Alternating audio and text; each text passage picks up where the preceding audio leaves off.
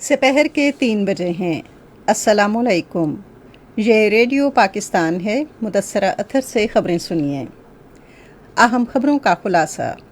وزیر اعظم نے ضلع تھرپارکر میں چین پاکستان اقتصادی راہداری کے تحت 330 میگا واٹ صلاحیت کے بجلی گھر کا افتتاح کیا ہے۔ پاکستان کو موسمیاتی تبدیلی کے بارے میں اقوام متحدہ کی 27ویں کانفرنس کی نائب صدارت کی ذمہ داری سونپ دی گئی ہے، جو اگلے ماہ مصر میں ہوگی۔ پاک فوج کا ایک دستہ آج قطر روانہ ہو گیا ہے، جہاں وہ فیفا ورلڈ کپ 2022 کے لیے سیکیورٹی کے فرائض انجام دے گا۔ بھارت میں ایک فیکٹ فائنڈنگ کمیٹی نے الزام عائد کیا ہے کہ بھارتیہ جنتا پارٹی کی حکومت اور ذرائع ابلاغ دہلی میں فروری 2020 کے مسلم کش فسادات میں ملوث ہیں۔ وینزویلا کے وسطی علاقے میں مٹی کے تودے گرنے سے کم 22 افراد ہلاک ہو گئے ہیں۔ ذہنی صحت کا عالمی دن آج منایا جا رہا ہے۔ اور کرائسٹ چرچ میں 3 ملکی T20 کرکٹ سیریز کے چوتھے میچ میں پاکستان کا مقابلہ کل میزبان نیوزی لینڈ کے ساتھ ہوگا۔ اور اب خبریں تفصیل سے۔ وزیر اعظم شہباز شریف نے ضلع تھرپارکر میں ہپکو کمپنی کی طرف سے چین پاکستان اقتصادی راہداری بلاک 2 کے تحت مکمل کیے گئے 330 میگا واٹ صلاحیت کے بجلی گھر کا افتتاح کیا ہے۔ اس موقع پر وزیر اعلیٰ سندھ سید مراد علی شاہ نے انہیں پاک چین اقتصادی راہداری کے منصوبوں کے بارے میں تفصیلی بریفنگ دی۔ وزیر اعلیٰ نے بتایا کہ سی پیک ملکی معیشت کی تقدیر بدل دے گا۔ انہوں نے کہا کہ تھر کے کوئلے سے بجلی کی پیداوار کے لیے شاہراہوں کے بڑے نیٹ ورک، پلوں اور ہوائی اڈے کی ضرورت ہے۔ وزیر اعلیٰ نے کہا کہ سندھ کی حکومت نے تھر کا بنیادی ڈھانچہ تعمیر کیا ہے، جس پر 75 کروڑ ڈالر لاگت آئی ہے۔ انہیں بتایا گیا کہ پاکستان کے ارضیاتی سروے کے مطابق تھر میں 175 ارب ڈالر کے کوئلے کے ذخائر ہیں، جنہیں مجموعی طور پر 13 بلاکس میں تقسیم کیا گیا ہے، اور ہم بلاک 1 اور بلاک 2 پر کام کر رہے ہیں۔ انہیں مزید بتایا گیا کہ 2014 میں سی پیک کے تحت کوئلے سے بجلی پیدا کرنے کے منصوبے شروع کیے گئے، اور 2015 میں وفاقی حکومت نے منصوبے کے لیے سوورن گارنٹی جاری کی تھی۔ وزیر اعلیٰ نے کہا کہ اس سال کے آخر تک اس منصوبے کی پیداواری صلاحیت 2640 میگا واٹ تک بڑھائی جائے گی۔ انہوں نے مزید بتایا کہ 2030 تک تھر کے کوئلے سے ملکی معیشت میں غیر معمولی ترقی ہوگی۔ وزیر اعلیٰ نے کہا کہ تھر کے کوئلے کے منصوبوں سے حاصل ہونے والے منافع سے تھر میں 23 اسکول قائم کیے گئے ہیں، جن میں 4061 طلبہ زیر تعلیم ہیں۔ اس کے علاوہ مقامی لوگوں کی فلاح و بہبود کے لیے ضلع میں 120 بستروں کا ایک ہسپتال بھی قائم کیا گیا ہے۔ موسمیاتی تبدیلی کے بارے میں اقوام متحدہ کی 27ویں کانفرنس COP27 کے رکن ملکوں نے پاکستان کو نائب صدارت کی ذمہ داری سونپ دی ہے، جو اگلے ماہ مصر میں ہوگی۔ پاکستان کو اقوام متحدہ کے 195 رکن ممالک میں سے اس عالمی اعزاز سے نوازا گیا ہے۔ یہ اعلان موسمیاتی تبدیلی کے بارے میں مؤثر طور پر آواز بلند کرنے کے لیے وزیر اعظم شہباز شریف کے کردار کو مد نظر رکھتے ہوئے کیا گیا ہے۔ وزیر اعظم شہباز شریف نے حالیہ سیلابوں کے پیش نظر شنگھائی تعاون تنظیم کے سربراہ اجلاس اور نیو یارک میں اقوام متحدہ کی جنرل اسمبلی کے 77ویں اجلاس میں موسمیاتی تبدیلی کے مسئلے کو بھرپور طریقے سے اٹھایا تھا۔ COP27 کی صدارت مصر کے پاس ہے۔ مصر کے صدر عبدالفتح السیسی نے COP27 کے اجلاس کی مشترکہ صدارت کے لیے وزیر اعظم شہباز شریف کو بھی دعوت دی ہے۔ وزیر اعظم شہباز شریف، ناروے کے وزیر اعظم اور مصر کے صدر گول میز کانفرنس کی مشترکہ صدارت کریں گے۔ COP27 کا اجلاس اگلے ماہ کی 6 تاریخ سے مصر میں شروع ہوگا، جس میں عالمی رہنما، سربراہان حکومت، تھنک ٹینکس اور عالمی مالیاتی اداروں کے نمائندے شرکت کریں گے۔ خزانے اور محصولات کے وزیر اسحاق ڈار نے حکومت کے اس عزم کا اعادہ کیا ہے کہ عالمی مالیاتی فنڈ اور دوسرے مالیاتی اداروں سے کیے گئے تمام وعدوں کی پاسداری کی جائے گی اور کاروباری برادری کو درپیش مسائل حل کیے جائیں گے۔ اسلام آباد میں ایک نیوز کانفرنس سے خطاب کرتے ہوئے انہوں نے مالیاتی اداروں کے قرضوں کی ری شیڈولنگ کے لیے پیرس کلب جانے کے بارے میں تمام مبالغہ آرائیوں کو 2 ٹوک الفاظ میں مسترد کر دیا۔ وزیر خزانہ نے کہا کہ قومی خود مختاری برقرار رکھنے اور اس کے تحفظ کے لیے تمام ادائیگیاں بروقت یقینی بنائی جائیں گی۔ انہوں نے کہا کہ پاکستان ایک آزاد اور خود مختار ملک ہے اور موجودہ حکومت اس کی قومی خود مختاری اور سالمیت کے تحفظ اور اسے برقرار رکھنے کے لیے پرعزم ہے۔ وفاقی وزیر نے کہا کہ IMF کا نواں جائزہ اجلاس اس مہینے کی 25 تاریخ کو ہوگا اور عالمی منڈی میں ملک کی ساکھ برقرار رکھنے کے لیے پہلے کیے گئے تمام وعدوں کی تکمیل کی جائے گی۔ पाकिस्तान ने बर्लिन में पाकिस्तान और जर्मनी के वज़राए ख़ारिजा के हालिया मुश्तरका प्रेस एलामिया के बारे में भारतीय वज़ारत ख़ारिजा के तर्जुमान की तरफ से गैर ज़रूरी तबसरा मुस्तरद कर दिया है।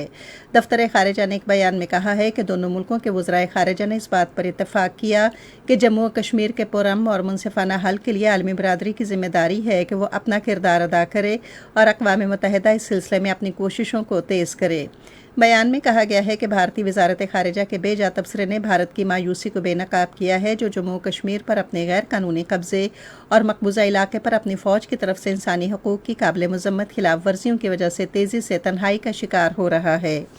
दफ्तर ख़ारिजा ने कहा कि दुनिया इस बात से बखूबी आगाह है कि जब भी जम्मू कश्मीर में भारत के गैर कानूनी कब्ज़े और जुल्म व बर्बरियत की तहकीकात का मुतालबा किया जाता है तो भारत सरहद पार दहशतगर्दी का झूठा राग अलापना शुरू कर देता है। दफ्तर ख़ारिजा ने कहा कि पाकिस्तान आलमी बरादरी खुसूसन इंसानी हकूक़ की तंजीमों पर जोर देता है कि वो जम्मू और कश्मीर में भारत की वहशियाना रियासती दहशतगर्दी की मजम्मत करे और इस बात को यकीनी बनाए कि कश्मीरियों को अक़वाम मुत्तहिदा की करारदाद और उनकी ख्वाहिशात के मुताबिक खुद इरादियत का हक दिया जाए। सदर डॉक्टर आरिफ अलवी ने मुस्लिम वर्ल्ड लीग के सेक्रेटरी जनरल डॉक्टर मोहम्मद बिन करीम अल ईसा को हिलाल पाकिस्तान अता किया है। इस सिलसिले में आज ऐवान सदर इस्लामाबाद में खुसूसी पुरवकार तकरीब मुनक्किद हुई। पाक फ़ौज का एक हिफाजती दस्ता आज नूर खान एयरबेस से कतर रवाना हो गया है, जहां वो फीफा वर्ल्ड कप 2022 के लिए सिक्योरिटी के फ़राइज़ अंजाम देगा। ये दस्ता पाक फ़ौज के अफसरान, जूनियर कमीशन्ड ऑफिसरों और जवानों पर मुश्तमिल है। पाक फ़ौज फीफा वर्ल्ड कप की सिक्योरिटी के लिए कतर की हुकूमत की मुआवनत करेगी। ये खबरें आप रेडियो पाकिस्तान से सुन रहे हैं। भारत के गैर कानूनी ज़ेर कब्ज़ा जम्मू कश्मीर के ज़िला इस्लामाबाद में भारतीय फ़ौज ने अपनी रियासती दहशतगर्दी की ताज़ा कार्रवाई में मज़ीद 2 कश्मीरी नौजवानों को शहीद कर दिया है।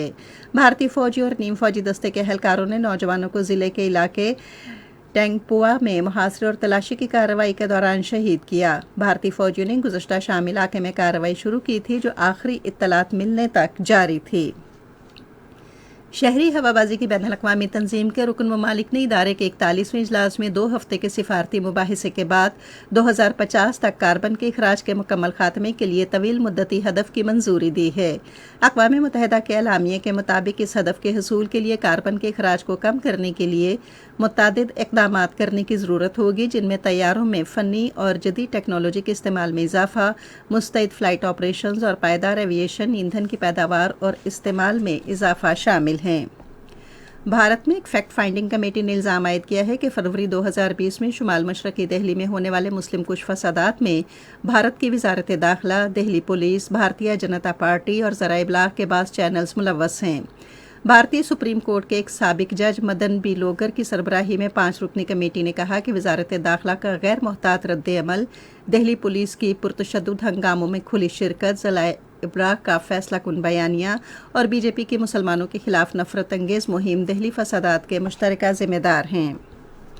वेनेज़ुएला में मिट्टी के तौदे गिरने से कम 22 अफराद हलाक और 50 से ज़ायद लापता हो गए हैं। हुक्काम ने कहा है कि शदीद बारिशों के बायस बदतरीन तबाही हुई। मुल्क में मूसलाधार बारिशों के बायस हालिया महीनों में दर्जनों अफराद हलाक हो गए हैं।